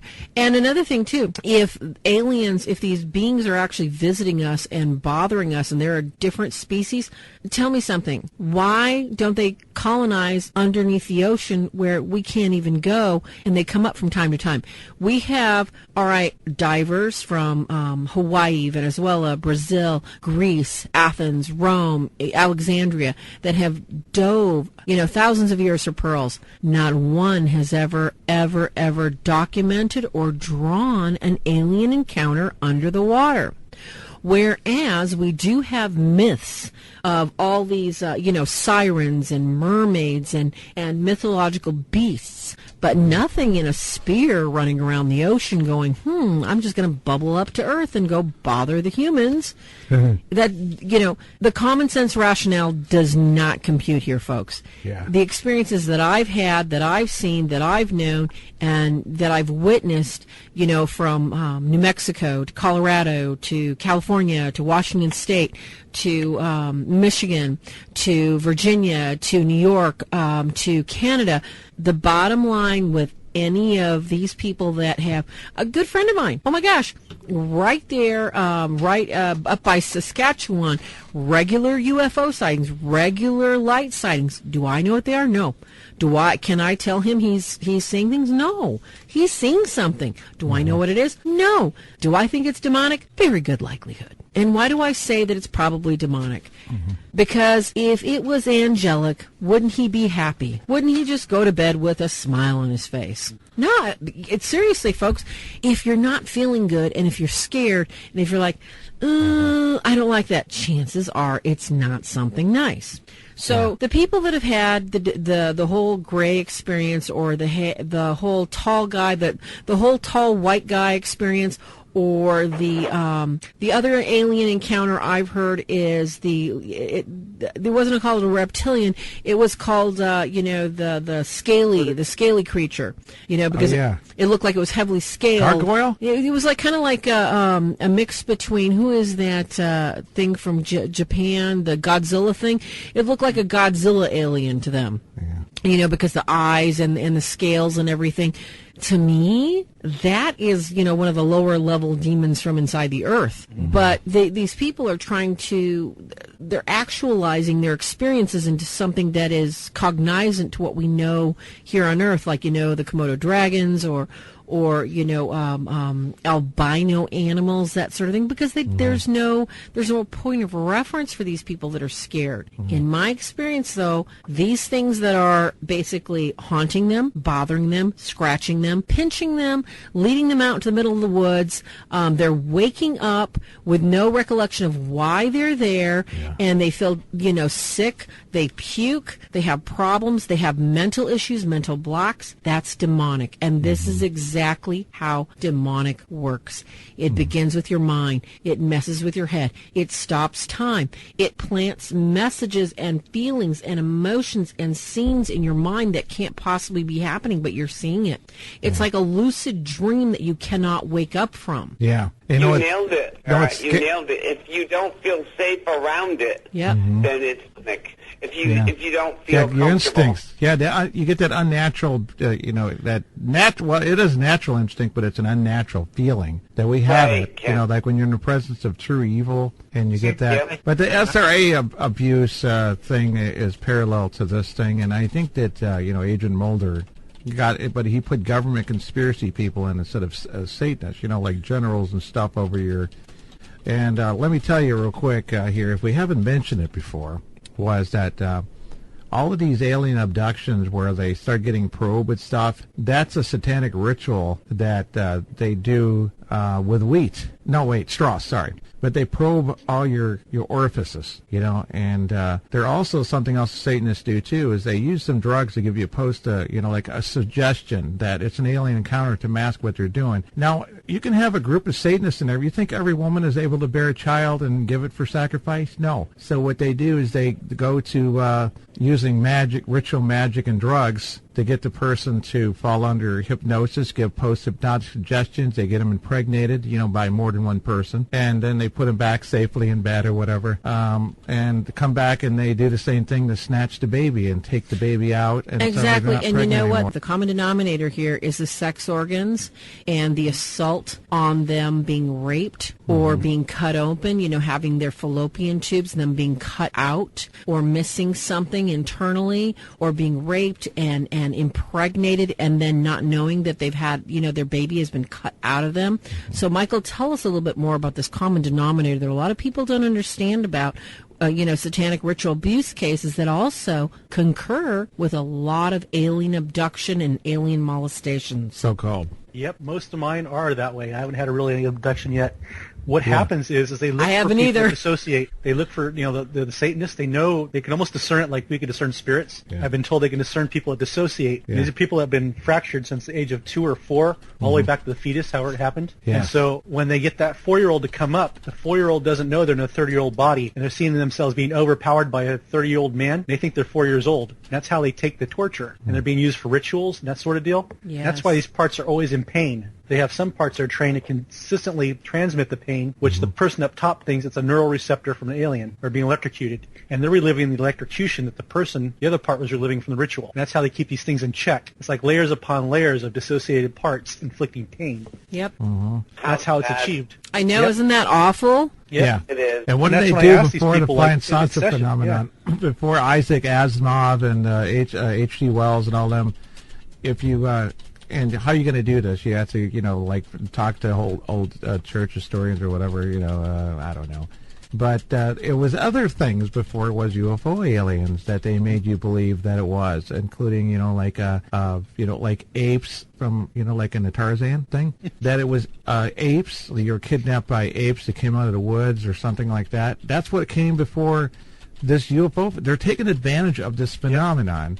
And it doesn't say anything about it being real or not, but that's what just like the demons pretending to be UFO aliens, the Satanists are pretending that, that we can recreate some alien abduction scenario and we can steal babies for sacrifice and so forth. This is what we find. The other common thread, too, it always seems to be done medically, correct? Yeah. They use that drug. The drug is like that sodium pentothal. It's highly suggestive, and they see aliens, and then when they get the regression... You can tell them to see that it's Claudia Schiffer doing it. And then they'll see and remember Claudia Schiffer. So one of the key questions I ask these people when I think there's multiple parts, I'll try to trigger a 4-year-old saying, hey, I'm going to take you to a doctor's office. Yeah. And all of a sudden it triggers, and that's piecing the whole thing together that whatever was happening to them was being done by a satanic doctor. Yeah. And part of the coven, and they're brought into a hospital. That's why they always have these weird spaceships with instruments and stuff, because a lot of it's happening in the hospital. Yeah, and it's got to be someone who's good, not like Jack the Ripper, a little sloppy, but... Exactly, right? Because it's got to be done, discreetly, so that it doesn't look like there's evidence of foul play, so to speak, and sloppiness, and... Exactly. And it's sad, too, but they did get a close on Agent Mulder on the old show, The X-Files, though. But they made it into government agents doing the same thing, but they did say what we did. They drugged them and stuff, and then they got generals standing over them as though they're covering up a UFO conspiracy. But we all know, well, not all of us, but some suspect and so forth, but from our cases in history... and it's not much discussed in books. If you buy Michael Warnicki's old book from the 70s or listen to old John Todd of Southwest Radio Baptist Church, recordings and stuff, I don't even know if those guys are real, like that Zachary King guy isn't. So, I mean, you're not going to hear about this kind of thing through that, but we do know that in the past they were doing other things to program people to make it so that the person seems crazy. They don't want you to say that, 3 men, with hoods and stuff like, chloroform me. It's got to be something horrendous so the authorities won't listen to you, your family won't, That would be very effective, wouldn't it? I mean, that's how did they find rape victims and it's hard enough for rape victims to remember stuff. But when you add this kind of strange illusions, which is what demons are best at, giving you an illusion of something's happening when it's not, that's their main thing. They can get so powerful that they can make you see everything as either prophetic vision or something that just happened in front of you, and it didn't. Like they show in the movies. They got really good with the movies. They have it all the time. Where you're standing there and you see a hallucination of something horrible, and in the movie you're watching it as a viewer and you think it just happened, and then you realize, whoa, person just had a dream or they snapped out of this kind of strange vision. And that's what the oppression, powerful oppression and possession is. It works just like that, and that's the way Satanists can work, because, of course, they work directly with demons. Mm-hmm. The scary facts, though. Big time. Yeah. Well, that's what reinforces those interdimensional characters or beings, too, that we encounter during sessions. Exactly. Yeah. It's implanted in the mind.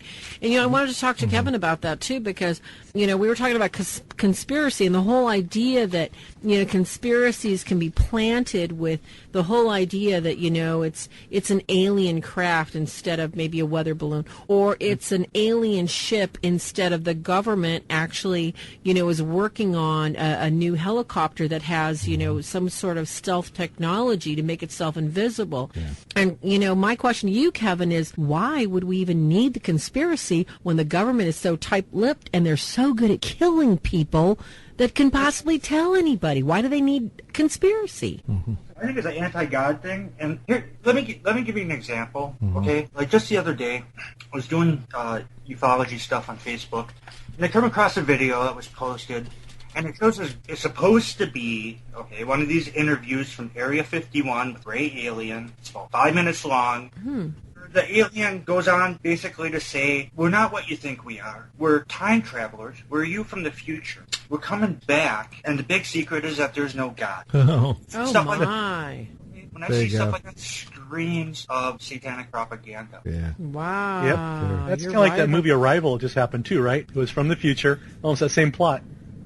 Well, wasn't Arrival, I thought the old Arrival was based on aliens being evil. Wasn't this Arrival based on aliens, supposedly being nice? Yeah, this is totally they came from the future. It was almost the same plot he just described. Oh, yeah. Wow. And that's why I don't, there's certain ufologists out there that they preach that the alien experience is this wonderful thing and that aliens aren't bad. And to me, that's so dangerous. Wow. Because so many experiences are negative, That's true. I mean, downright evil. Right. Yeah. And I would also say that anytime, whether these aliens, I think some of these experiences are demons. Mm-hmm. I think aliens are real. And I think just like we abduct animals, there may be a chance that some aliens are abducting us. I also believe that the government has secret programs, and they sometimes abduct people. Why not? Well, not always say that the government, a lot of people, Makes sense. It does. It really, really does. Now when you read the WikiLeaks, John Podesta and the pedophile satanic ring and stuff like that, you wonder how much of the government's Satanist, and then you're back to that connection again. Government Satanist. What about the experiments they do after they abduct you? Well, that's what we talked about. That's a mutations. Well, I just meant the typical probing the anals and stuff and impregnating. That's all satanic rituals. That's all. Nobody knows satanic rituals. Even Michelle remembers this regression thing that happened when she was a child. She described that to a T. They sit there and purposely take something she said was straw. And that I read that, sometime or another, and then you encounter it later on with people. And Michael, that whatever time of the year it is, doesn't even seem to matter. But they have a specific time of the year they use straw. And I know of a case that my friend, stepchildren were involved in. But it's just hideous. The stuff that comes out of that. And a lot of times it's masked too, because when it goes that far, it's usually done by their own family sometimes. Very good. Grandparents. Excellent. Yes, grandparents in that case point. too. They could be grandparents. You can't trust the grandparents, like that one movie we saw. I remember that. Oh, that was pretty sick. The Night movie. Yeah. I forgot the name of it, though. But it is that bad when we uncover it, We get to the point where we actually, once they figure out what's going on, we have to pull a person from their family, go, hey, there's no more contact until you're fully healed. This could be years, because they can just trigger programming and bring them back into it. Well, speaking of which, did you ever hear of the Love Israel cult, Michael, out of Seattle? No. It was the worst I've ever encountered, even to this day. I mean, with all the satanic cults that I've run into and the people that have survived them, and a couple I helped get away in Michigan. The Love Israel cult in Seattle. Oh, yeah. On Queen Anne's Hill was basically a religious organization that was, I'm not sure, I just lost the name of the programmer. The deprogrammer that worked with families to get people out of this cult. You remember? You know who I'm talking about now. Oh, I'm going to be rude. It's the black guy, Pat something. Yes, exactly. Yeah. Oh, that's what's well, name. This was so satanic. I mean, these people literally raised kids to be raped or to be actually starved to death. Legally. Yep. They smoked poppy, they smoked pot, they did drugs, all legally under the guise, and they still are operating on Queen Anne Hill as far as I know in Seattle. This is how sick this is. This is how satanic it is. But the rate of actual people being able to successfully be deprogrammed, and this was on a humanistic level, and then they would go into a religious level with them, was so low. It was like, maybe I think it was like 2-3% actually succeeded because they always went back. Mm-hmm. Yep. It was so scary and so deep and so ingrained in these people. I mean, the Hare Krishna was nice compared to the Love Israel cult. Mm-hmm. That's how bad it was. Going back to that thing that we're talking, Kevin, you said earlier about this connection, and one of the things that we know of is a connection with New Age and UFOs. You know that Crowley and Anton LaVey promoted New Age. He thought it was great because he knows where it leads. Mm-hmm. He promoted New Age and witchcraft, and if Harry Potter was around back then, he would have promoted that too and said it was great because it promotes that type of thinking. You know, that there's some God within inside you that needs to be unlocked. Well, it's funny because there was this message that came from a communion, as they call like Whitley Strieber's and, the higher levels of close encounters. And whenever they do this kind of thing, when there's actual communication where they tell you lengthy monologues or whatever, which they are, it's like, oh, good grief. And it's always New Age. Like, you're a god. You're all gods. Instead of God's children, you're God in yourself. Yep, Ted Patrick, yep. And they preach to anti-Christian and anti-God, New Age, and it goes into depth what this philosophy believes. And then scientists are saying, okay, if this is supposedly UFO aliens or extraterrestrial beings, why would they fly or travel all these dimensions or galaxies, whatever, just to spread an Eastern philosophy of a religion, that promotes this New Age type of witchcraft and so forth, or Eastern religion philosophies? Anti-Christian propaganda, like some humans do on this planet now. Wouldn't there be something better, like give us cures for cancer and AIDS and all these other things, or malaria, or instead of onlooking and then condemning us for this and that, brotherly love and all this. Okay, you're gonna sound just like the typical peacenik or something, instead of like actually giving solutions. What's that sound like? A politician? So I don't. Most of this time, you can just say that when it becomes a personal encounter, they're nuts. It's demonic. They're putting propaganda out about their anti-Christian or anti-God faith, New Age, and whatever. And when we're talking about first encounters, we understand that a lot of those orbs are also spiritual encounters in themselves when they're not looking like a craft. And we equate that all these UFOs are glowing, okay, why is it glowing for one thing, and why is it moves around like, and we know what it is when people collect these ghost orb things. What's the difference if it's past, it looks like it's past the tree line, suddenly it's a UFO. And you got a light on it on a video camera, of course you're not going to see lights bouncing off the cloud, you're going to see something glowing and it's just a moth, or it's a fly, or some other thing, or it could be, a spiritual being. I mean, because these are seen above graveyards and so forth, and that's no big deal to us. We know what that is. Hey, but Ken, did you by any chance ever see that Ghost Adventures like last July? They went to the Stardust Ranch to search for UFOs. Oh, no way. How funny.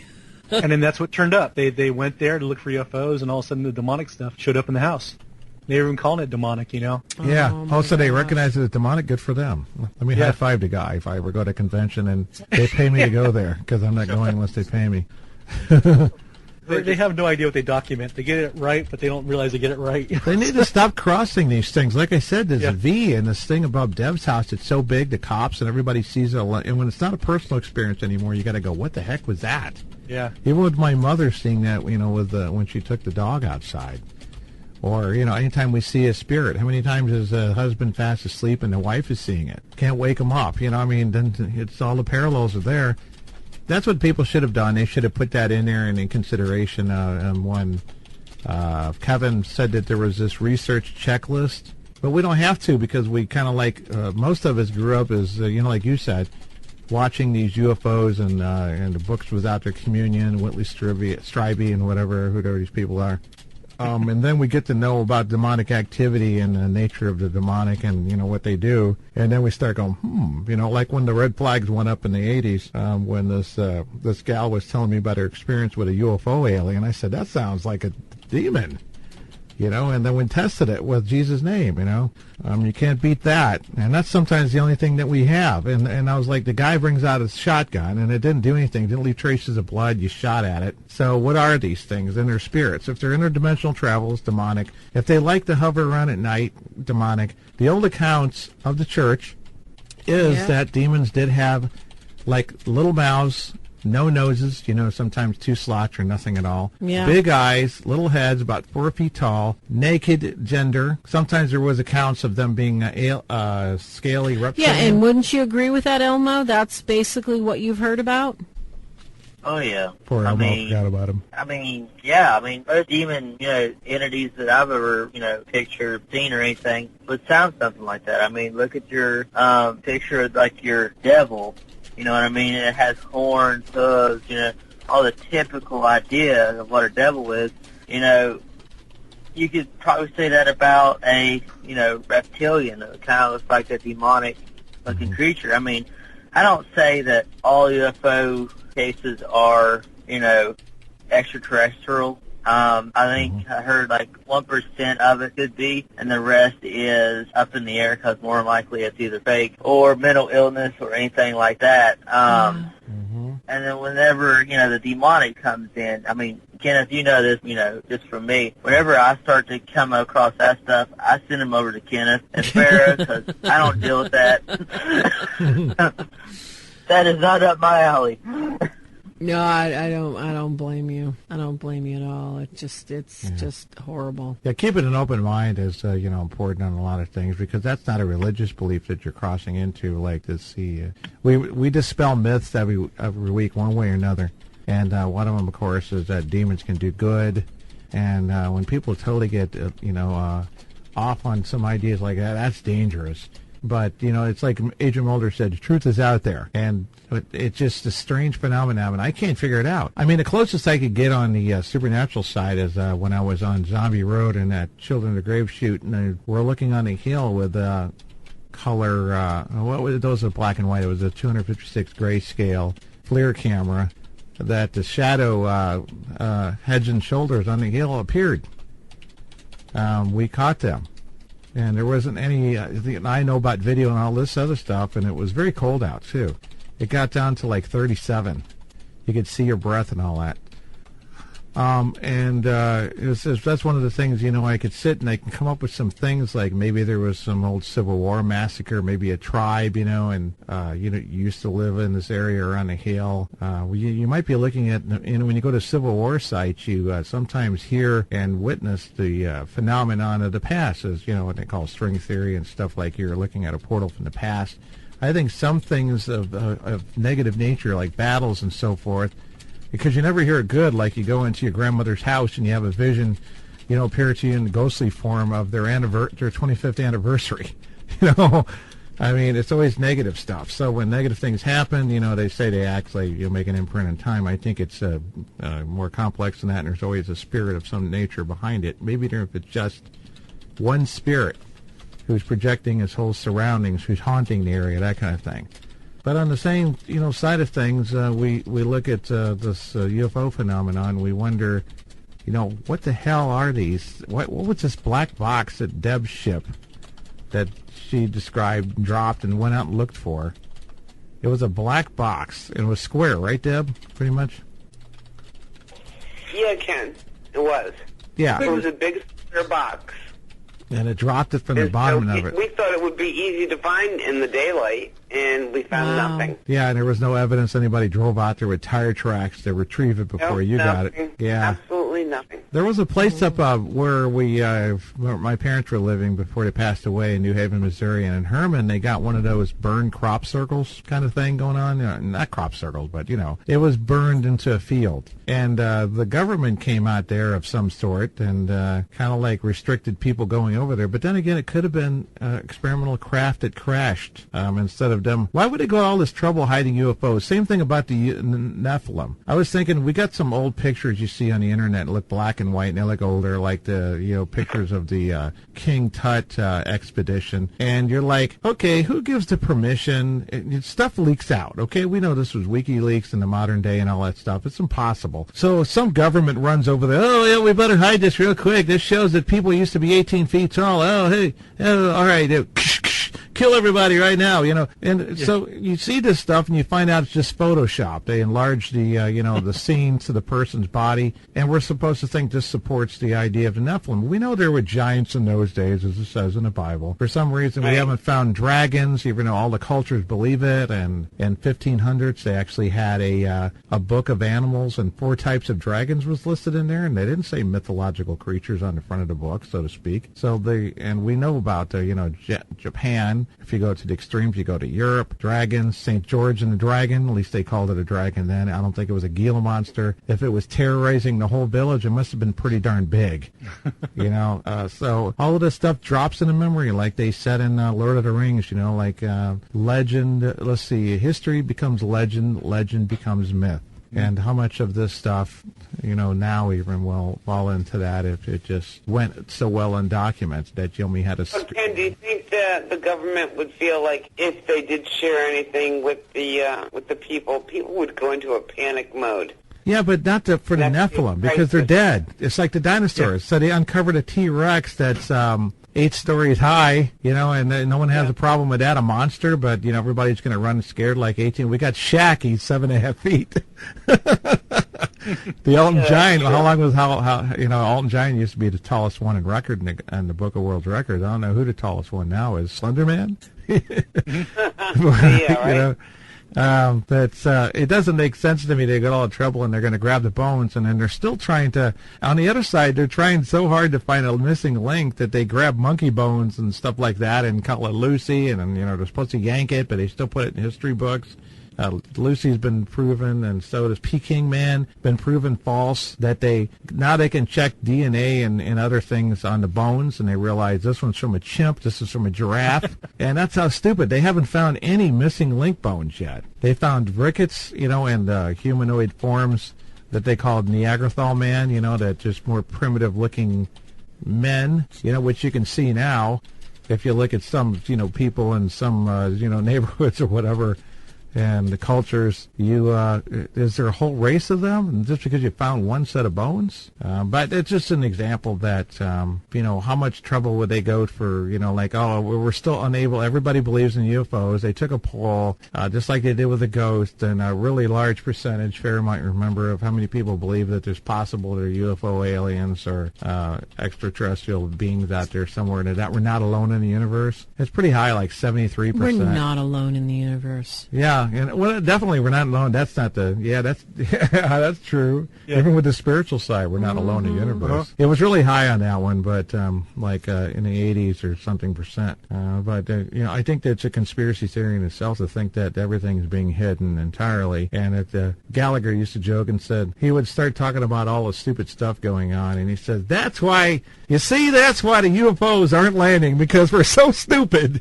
Exactly. That they're all hiding. Because who wants to interact with these idiots? We'll just snatch some specimens when no one's looking, and everybody buys into that, and that's their nature all these years, since the 40s or whenever the first concept was conceived. Yeah. Who said the first encounter wasn't someone else ran with it somewhere else. Like I said, it was a V stealth bomber looking thing, and that could have been an Army experiment, because it didn't sound like it was so unusual. It wasn't glowing. It wasn't at nighttime. None of the regular characteristics are there. Now we always see these things mostly in the night. Was fire in the sky during the day? Betty and Barney Hill, that was at night. That was right? at night, yeah. So why did they cling to the night if they're, from another dimension? Is it only possible this portal from the future is supposed to open up only at nighttime? Well, we know there is one portal opens up at 3 a.m. Right. There's one that opens at 3 p.m. too, and an interesting note, Jesus ascended into heaven, the Blessed Mother assumed into heaven, and even Abraham, 3 p.m. If you talk to Jewish historians, and they don't even understand the significance of 3 p.m. and 3 a.m. Something to think about, though. The difference between orbs and actual spacecraft in itself. Do the ones that don't make noise? Both of them don't make noise. I mean, you can look at the common elements.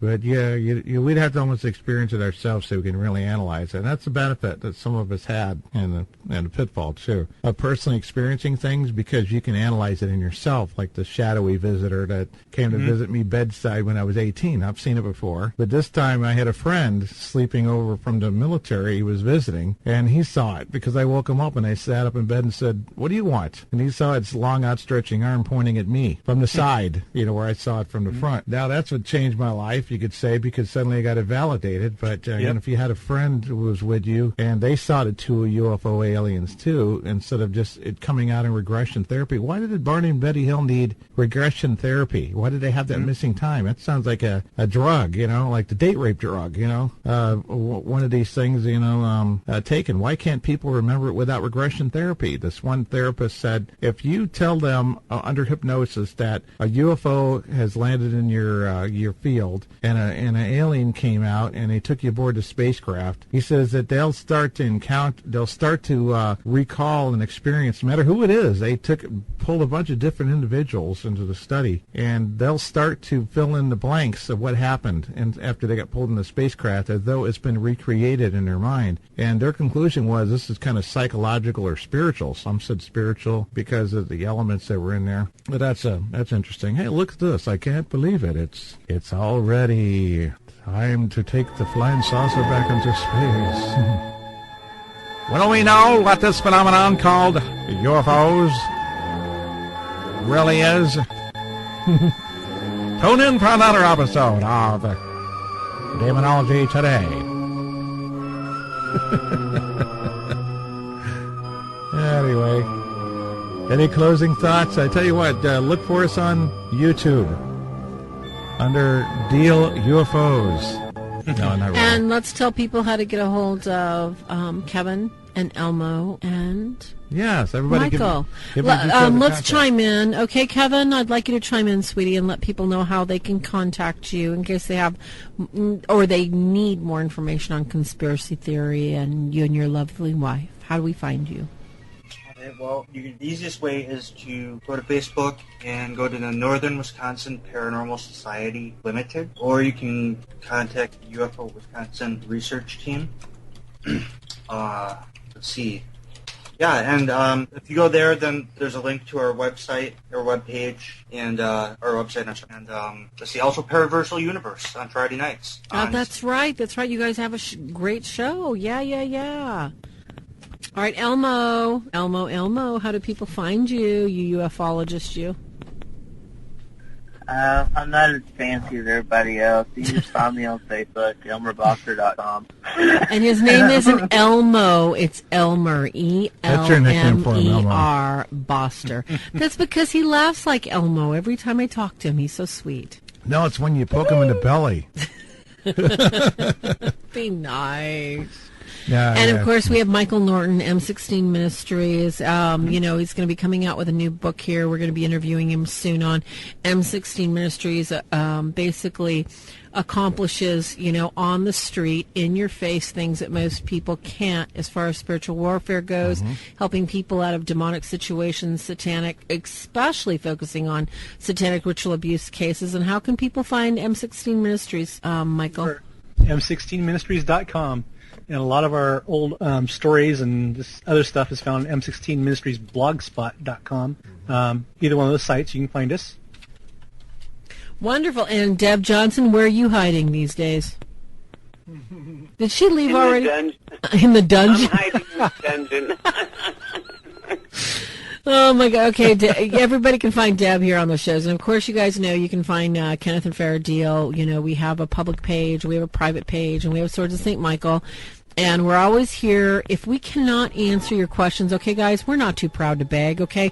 We'll beg Deb. We'll beg Michael. We'll beg Elmo. We'll beg whoever we need to help you. We'll answer your question the best we can, all right? So always remember, folks, the battle's already won, all right? All time's already happened. Battle's won. We're here to help you fight the fight and fight it right. So on that note, let's take a flight with your happy cruiser, Ken Deel. Night, and God bless. God bless all. Thank you all for joining us. That says Walter Winchell signing out tonight for the CBS Radio Network.